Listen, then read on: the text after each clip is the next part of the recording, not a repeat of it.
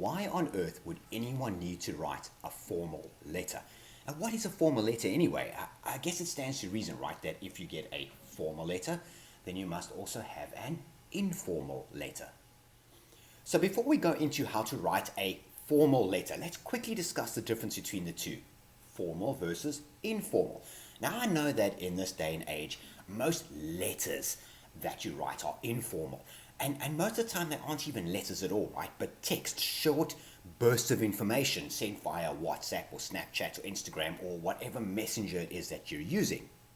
Now, from time to time, you may have to write something longer, especially if you are blessed with a pen pal. Now, I know the idea of a pen pal, that is someone that you write to often, someone that writes to you in return, might sound a little odd, but I was surprised to find out recently just how common this actually is. In fact, there are Facebook groups dedicated to this. You submit your info, and you can find people from all over the world with common interests, a similar age, for example, that you can write to and they write to you in return.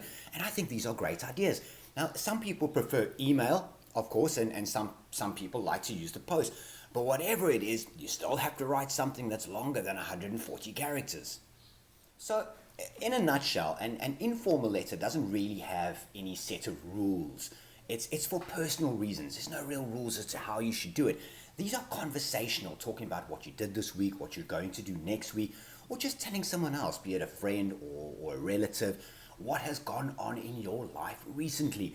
These are casual letters, okay? They're emotional ones. They're just the outpouring of your life on paper or screen that you're sending to someone else. Now, formal letters are very different. Formal letters are used for professional use.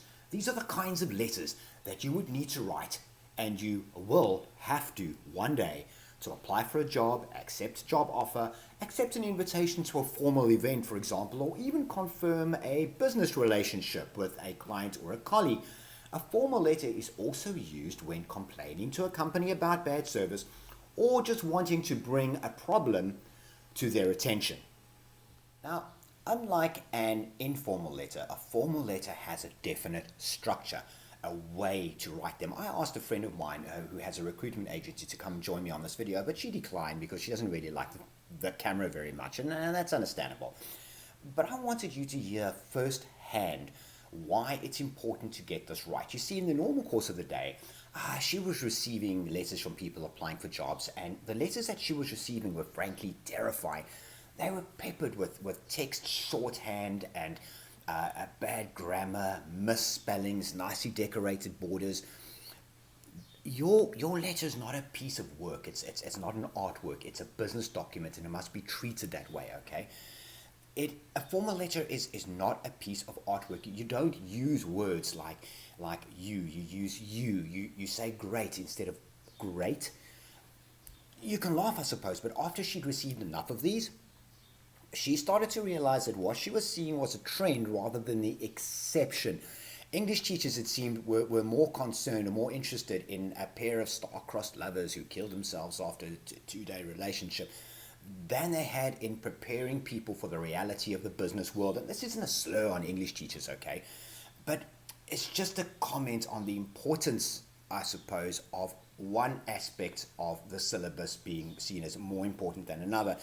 And if you don't understand the reference to star-crossed lovers, don't stress. It's not really going to change your life much, okay?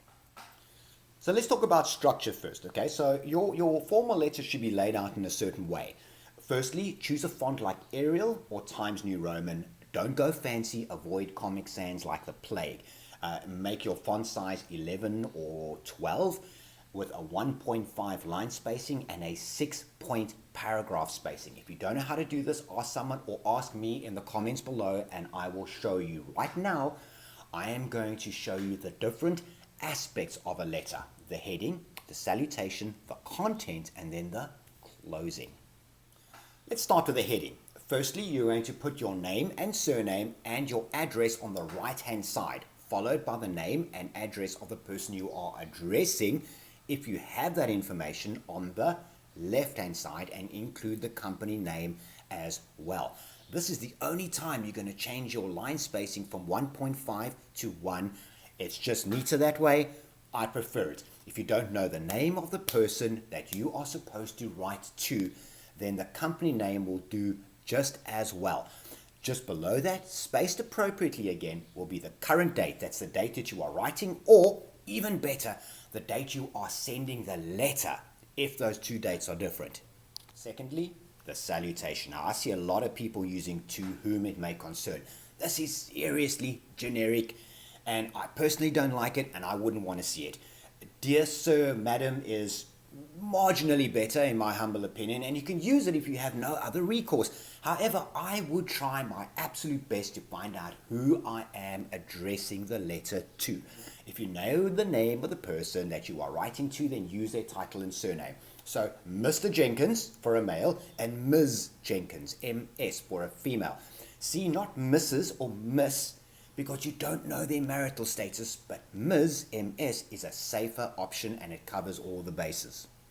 Now, just below the salutation is this line, RE and your subject. Be clear, bold it, underline it, say exactly what the letter is about, and be brief.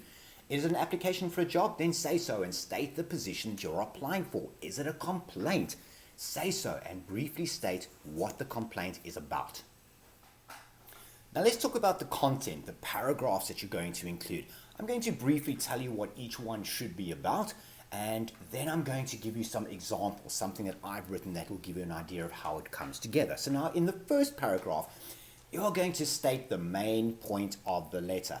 And that would be something like, I'm applying for the position of XYZ, or I'm replying to your letter dated XYZ, or I'm writing to bring to your attention the events of January 6, 2020, in which so-and-so did this or that.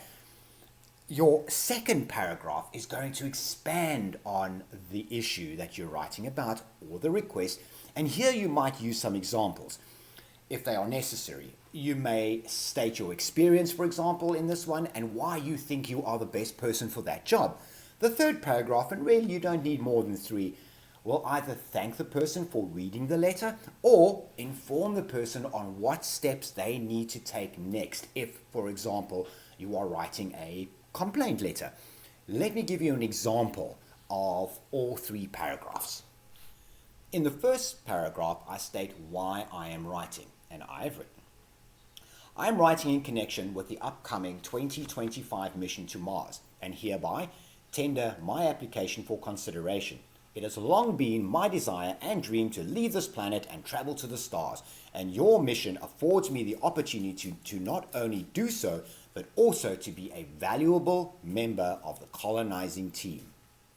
In the second paragraph, I state why I believe I will be a valuable member of the team, why I am suited to this particular position, and I say, as my attached curriculum vitae will show, I am a skilled machinist with over 10 years of experience in high-tech parts fabrication. I'm not merely a mechanic, though my mechanical engineering degree from MIT will surely indicate, but an experienced and highly accomplished parts fabricator and manufacturer. I'm up to date and fluent with the latest CNC machines and languages, and I'm already working on the Super X lathe, which I've come to understand is the machine that will form the backbone of the Mars Colony Workshop. In addition, I am a strong and able person with no physical abnormalities and will therefore handle the rigors of space travel. In the third and final paragraph, I thank the person for reading and for their consideration, and I've done it this way. I thank you for your time and consideration and look forward to hearing from you at your earliest convenience. I then finish off with, or sign it off with, yours sincerely. Now, this is a debate. And some are going to suggest yours sincerely, and some are going to suggest yours faithfully. Now, understand that there's no hardcore rule about this. It comes down to personal preference, and for example, most of the things that I do, especially when I've developed rapport with a person and when I have communicated a reasonable amount, is I finish off by simply saying kind regards. And if I know them very well, I just say regards, okay? But there is a kind of sort of rule about whether you use sincerely or faithfully, and it goes like this. If you know the name of the person you are addressing, then end with yours sincerely, the same way I've done in this particular example. If you do not know the name of the person you are addressing, use yours faithfully. Finally, sign the letter, print your name underneath, and if you have one of those names where it isn't too obvious whether you're a male or female and you want the reader to know whether you are, then you can put your title, be Mr., Mrs., Ms., Miss, whatever the case, in brackets behind your name. Okay, so let's quickly summarize. An informal letter is written for personal communication, while a formal letter is for professional use, whether it's official or business. A letter is always written to pass on information, to communicate from one party to another. With a formal letter, keep your language correct, don't use unnecessary abbreviation, certainly never use text shorthand. With an informal letter, all bets are off, you can do what you wish. So thank you for watching, and hit like if you found this video useful, and drop a comment below if there's any questions you have, if there's anything you want to know, if there's anything you want me to expand on. And as usual, if you're visiting here for the first time, hit subscribe, hit the bell icon so you stay up to date with all of my tips, tricks, tutorials, information, and until next time, cheers.